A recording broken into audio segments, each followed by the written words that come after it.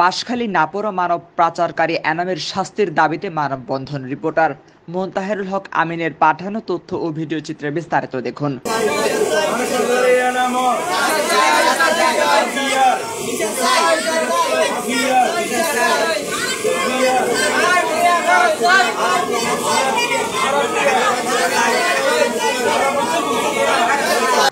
কানাডায় মানব পাচারের অভিযোগে নাপোরা চাম্বল পেকুয়ার অসংখ্য মানুষের কাছ থেকে ৭০ লাখ টাকা আত্মসাতের অভিযোগ মিরাপাড়া এনামের বিরুদ্ধে।